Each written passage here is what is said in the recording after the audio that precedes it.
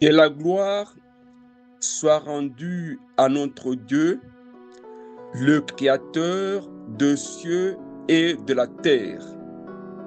Très chers frères et sœurs, membres des églises, ce matin, nous avons l'honneur de glorifier notre Dieu à travers un thème intitulé « La salutation de Paul », tiré dans le premier épître de Paul aux Corinthiens, chapitre 16, verset 21. Nous lisons au nom de Jésus-Christ. La salutation est de ma main, à moi, Paul. Très chers frères et sœurs, membres des églises, je vous salue, moi, Paul, de ma propre main.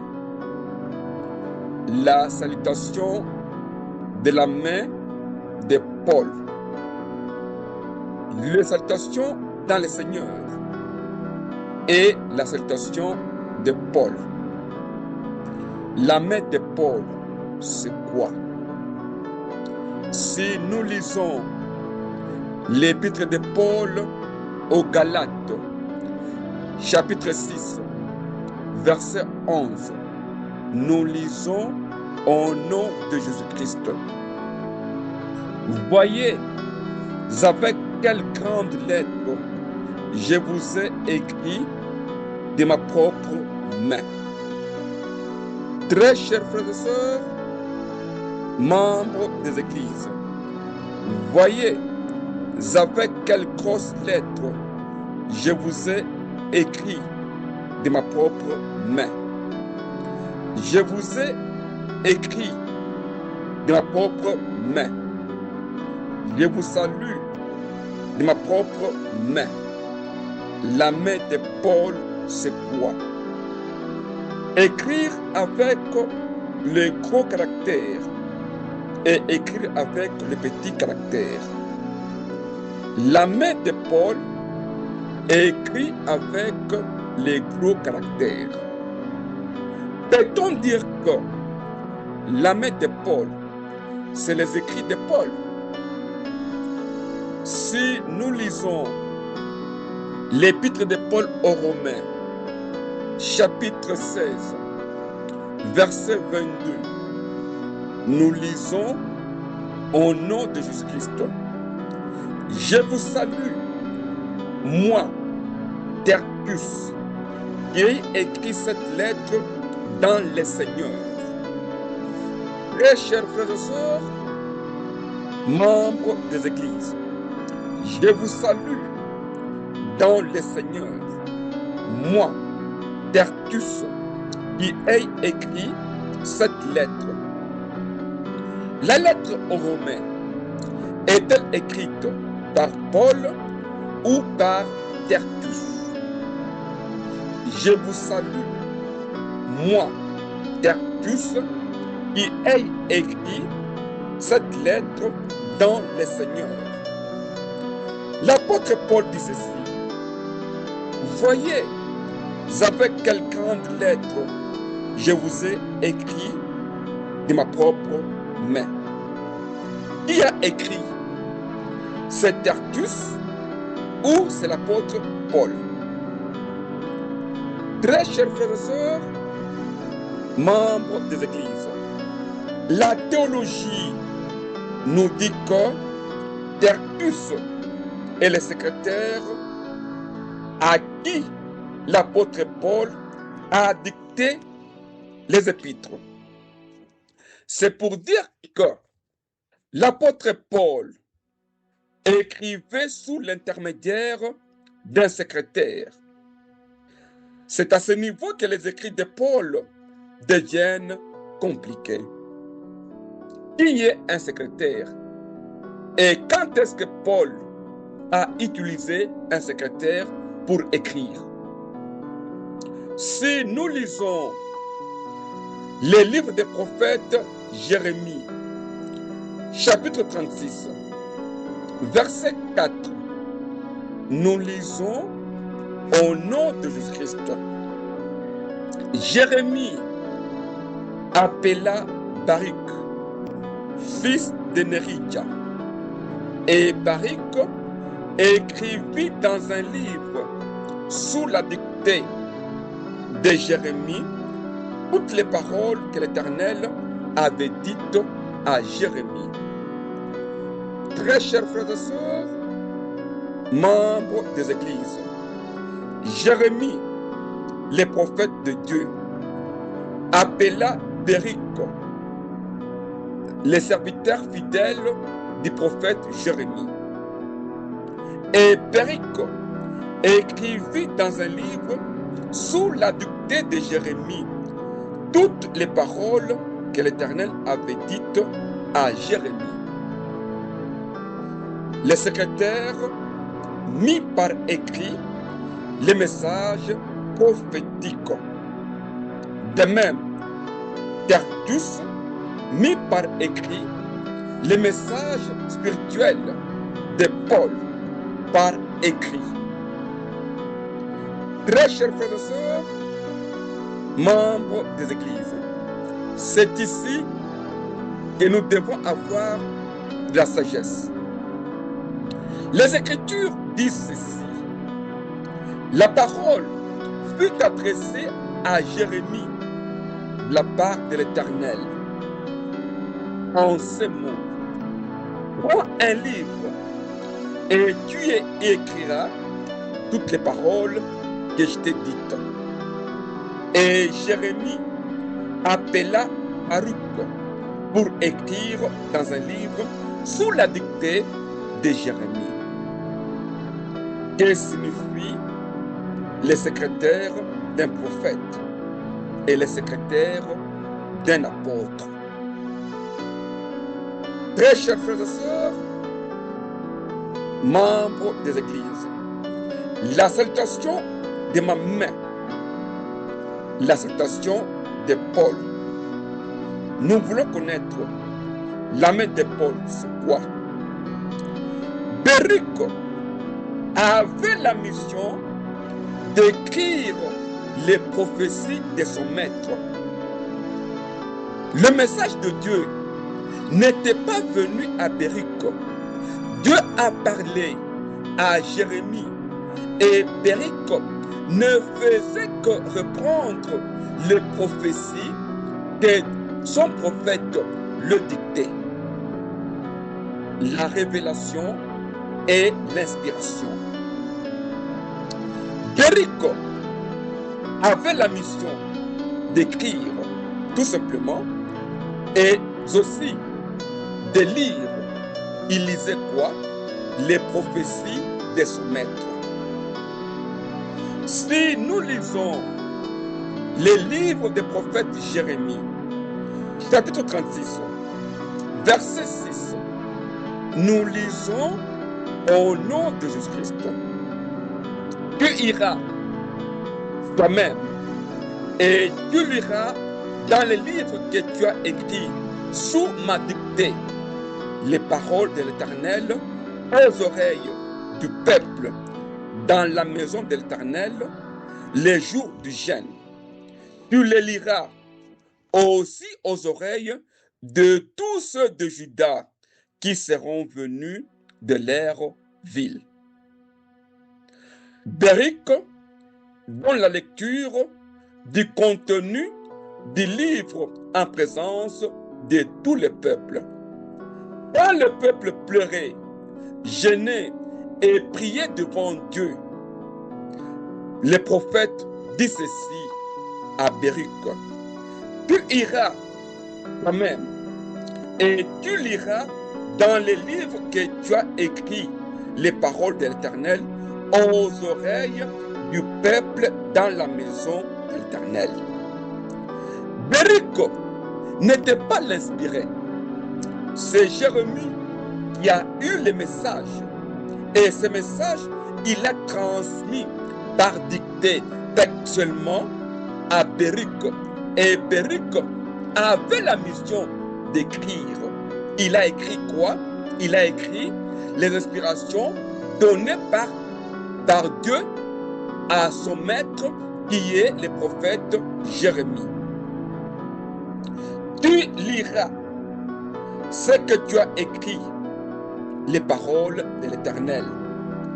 On écrit les Écritures, on écrit les prophéties et on lit les paroles de Dieu.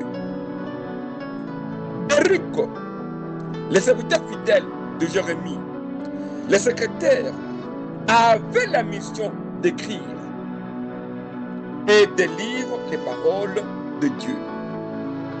Nous écrivons les prophéties quand nous recevons l'inspiration.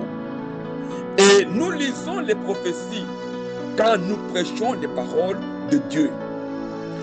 Dans ce cas, ce n'est pas Baruch qui a été inspiré, mais Baruch ne faisait que reprendre les prophéties qui ont été données à Dieu, à son maître qui était Jérémie. Et c'est pourquoi on ne doit pas avoir un livre de Baruch, car il n'était pas inspiré. Celui qui était inspiré, c'est son maître Jérémie. Baruch avait la mission d'écrire et de lire les paroles de Dieu. C'est comme on peut écrire, mais on ne sait pas lire dans les écrits les paroles de Dieu. Car Baruch a écrit les prophéties de son maître, ces prophéties qui venaient de Dieu. Nous avons 3 actions. 1. Écrire. 2. Lire. Et 3. Entendre. On peut écrire et on ne sait pas lire les paroles de Dieu. Qui écrit? C'est celui qui est inspiré. Qui lit? C'est celui aussi qui a l'inspiration de lire. Et qui entend? C'est celui à qui on lit. Il y a le lecteur, celui qui prêche, et celui qui écoute, c'est celui qui doit entendre les paroles de la prophétie. Celui qui lit doit lire textuellement les prophéties telles qu'elles étaient inspirées par Dieu. On ne doit pas changer. Ici, nous avons le cas écrire, lire et entendre. On peut écrire, mais on ne sait pas lire les paroles de Dieu. Et même aussi, on peut lire, mais on n'entend pas les paroles de Dieu. Si nous lisons les livres d'Ésaïe, chapitre 29, verset 11, nous lisons au nom de Jésus-Christ. Toute la révélation est pour vous comme les mots d'un livre cacheté, que l'on donne à un homme qui sait lire en disant « Lis donc ça ». Il répond « Je ne peux pas car il est cacheté ». Très chers frères et sœurs, membres des églises, Baruch écrivait les prophéties. Or, les prophéties sont une révélation. Les prophéties sont une inspiration qui émane de Dieu. Dieu s'est révélé à Jérémie et Jérémie a dicté. C'est comme aujourd'hui, nous avons un messager qui nous a dicté les prophéties, les révélations qu'il avait eues auprès de Dieu. C'est à nous, les Baruch, les secrétaires du prophète, les serviteurs fidèles du prophète à qui on a dicté le texte des prophéties, ils doivent transmettre par la lecture au peuple dans la maison de Dieu. Toute la révélation est comme les mots d'un livre cacheté, que l'on donne à un homme qui sait lire et il répond « Je ne peux pas lire ». Il n'est pas facile de lire une révélation dans les Écritures. C'est pourquoi On peut écrire, mais on ne sait pas lire les paroles de Dieu. Car quand on lit les prophéties, on ne lit pas les Écritures, mais on lit les paroles de Dieu. De même, on peut lire les paroles de Dieu, mais on ne sait pas les comprendre, comme le cas de l'eunuque éthiopien.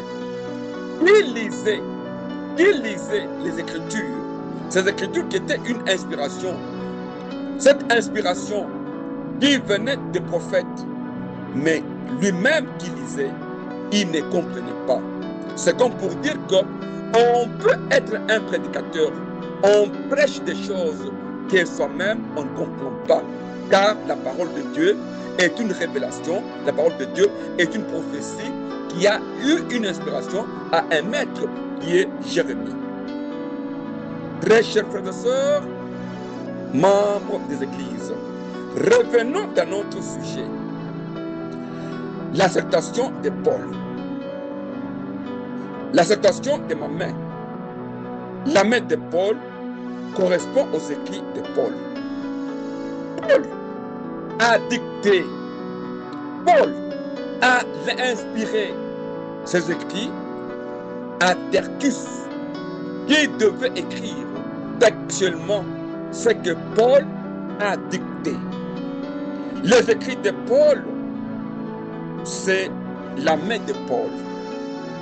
Si nous lisons le deuxième épître de Paul aux Thessaloniciens, chapitre 3, verset 17, nous lisons au nom de Jésus-Christ. La salutation est de ma main à moi, Paul. C'est ma signature dans toutes mes lettres. Voilà mon écriture. Très chers frères et sœurs, membres des églises, ma salutation, c'est de ma main à moi, Paul. La salutation de Paul, c'est ma signature dans toutes mes lettres. La main de Paul, c'est les écritures de Paul. Voilà mon écriture. Cette écriture est la main de Paul. C'est pourquoi Paul a salué par sa main. Cette main qui est l'écriture de Paul. La main de Paul, c'est l'écriture de Paul. La salutation de Paul, c'est transmettre un message dans les Écritures qui sont inspirées. Les écrits de Paul, c'est quoi? Les écrits de Paul, là, c'est quoi? Si nous lisons le deuxième épître de Paul aux Corinthiens, chapitre 3, verset 2, nous lisons au nom de Jésus-Christ. C'est vous qui êtes notre lettre, écrite dans nos cœurs, connue et lue de tous les hommes. Très chers frères et sœurs, membres des églises, c'est vous qui êtes notre lettre. La salutation de Paul. La salutation est de ma main à moi, Paul. C'est ma signature dans toutes mes lettres. Ma signature dans toutes mes lettres. Quelle lettre? C'est vous qui êtes notre lettre. Alors, Paul a signé ces lettres en nous. La lettre de Paul, la signature de Paul dans toutes mes lettres. Quelle lettre? C'est nous, c'est vous qui êtes notre lettre. Il est difficile de comprendre les écrits de Paul. L'acceptation de Paul est très compliquée à comprendre. Car il y a trois éléments. Vous êtes notre lettre. Et c'est cette lettre-là dans laquelle Paul a signé. Cette lettre-là n'est autre que la signature de Paul. La lettre-là 2 est écrite dans nos cœurs. Le cœur de qui? Vous êtes notre lettre Mais cette lettre est écrite dans nos cœurs, dans le cœur des apôtres. Et 3, cette lettre-là est connue et lue de tous les hommes. Si la lettre est écrite dans le cœur des apôtres, comment peut-on lire cette lettre? La lettre sans écriture et les écritures de cette lettre est dans le cœur des apôtres. Il faut chercher le cœur des apôtres pour lire les écritures de la lettre, car la lettre de Paul, c'est une lettre sans écriture. Très chers frères et sœurs, membres des églises, c'est la lettre écrite dans le cœur des apôtres. Comment peut-on lire cette lettre? Car les écritures de la lettre sont dans le cœur des apôtres. Très chers frères et sœurs, membres des églises, la salutation est de ma main, à moi Paul. C'est ma signature dans toutes mes lettres. Voilà mon écriture. C'est ma signature dans toutes mes lettres. Vous êtes notre lettre, écrite par nous dans nos cœurs. Paul écrit avec les grands caractères. Si nous lisons le même épître de Paul aux Corinthiens, chapitre 3, verset 3, nous lisons au nom de Jésus-Christ.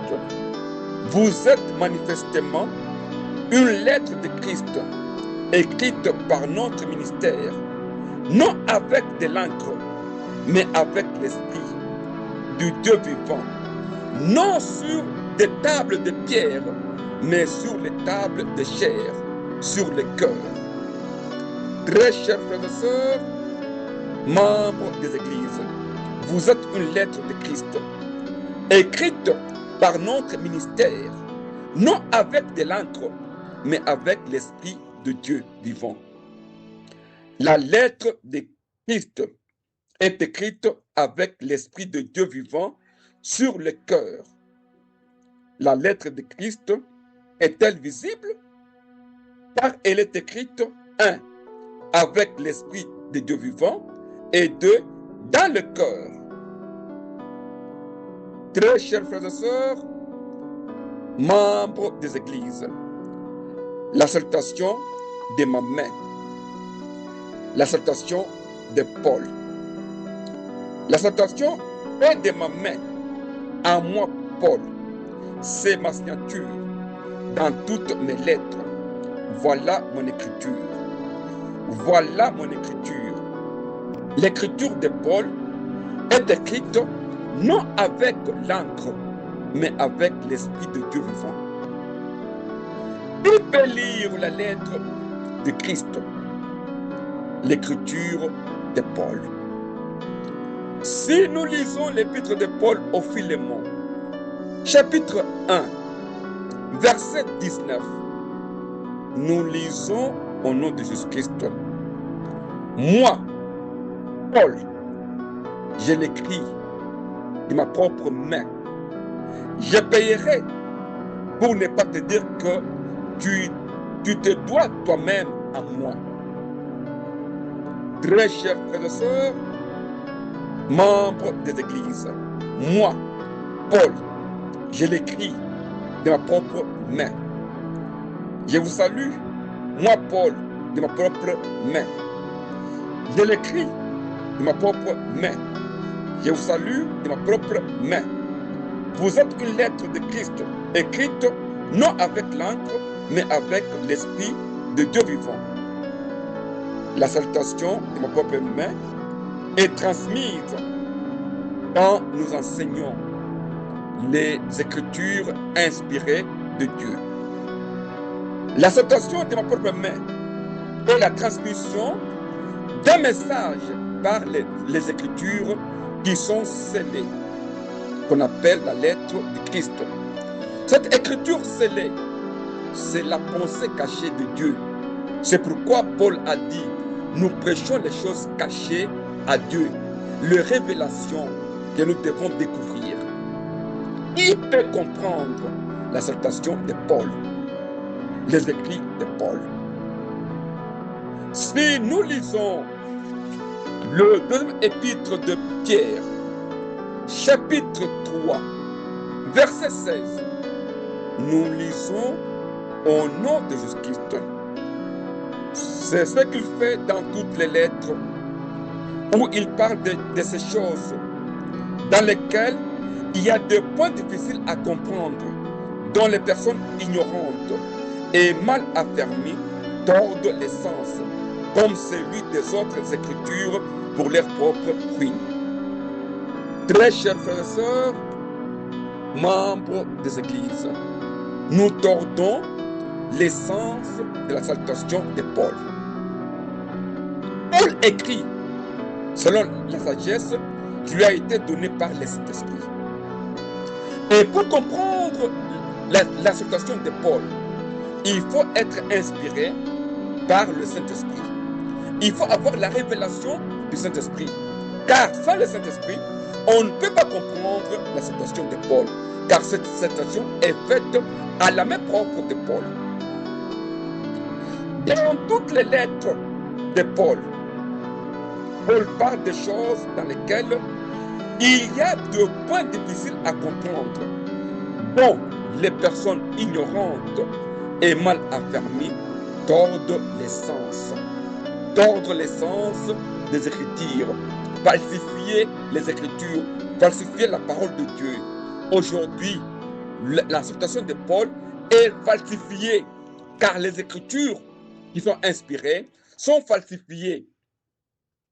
Il n'est pas aussi facile de comprendre les écrits de Paul, qui est la lettre de Christ. Paul écrit selon la sagesse qui lui a été donnée par le Saint-Esprit. Et pour comprendre la salutation de Paul, il faut avoir le Saint-Esprit. La salutation de ma main. Moi, Paul, j'écris de ma propre main.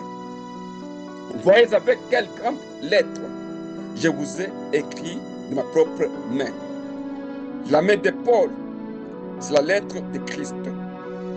Une lettre qui est scellée. Une lettre qui est cachée. La pensée qui est cachée. Les écrits de Paul sont une sagesse du Saint-Esprit. Les écrits de Paul renferment des choses difficiles à comprendre et dont la plupart des gens tordent l'essence. La salutation de ma main, la main de Paul, qui est l'écriture inspirée. Si nous lisons les livres, l'épître de Paul aux Colossiens, chapitre 4, verset 18, nous lisons au nom de Jésus-Christ. Je vous salue, moi Paul, de ma propre main. Souvenez-vous de mes liens, que la grâce soit avec vous. Très chers frères et sœurs, membres des églises, je vous salue, moi Paul, de ma propre main. Souvenez-vous de mes liens. La théologie nous dit que l'apôtre Paul écrivait ses lettres sous la dictée et insérait une citation pour confirmer ses lettres. Il dictait ses lettres et il insérait la citation pour approuver, pour confirmer la spiritualité, l'authenticité de ces lettres. Toute écriture est inspirée de Dieu. C'est pour dire que la citation de Paul est une écriture, est une inspiration de Dieu. Je vous salue, moi Paul, de ma propre main. Souvenez-vous de mes liens. Dans la salutation de Paul, nous nous rappelons sans cesse des liens de Paul. Le lien là sont être prisonnier de Christ. Le lien de Paul. Paul était un prisonnier de Christ. Nous disons ceci. Nous avons l'évangile de Paul, qui est les paroles de Dieu inspirées. Et nous avons les écrits de Paul. C'est dans les écrits de Paul que Paul salue de sa propre main. L'apôtre Paul n'a pas salué par le baiser. Paul a salué par sa propre main. Et cette main de Paul, qui n'est autre que les Écritures inspirées, qui sont difficiles à comprendre. Très chers frères et sœurs, membres des églises, la salutation de Paul. Ce matin, c'est votre frère, l'apôtre Taylor Kankonde Kalomba. Je vous salue au nom de Jésus-Christ.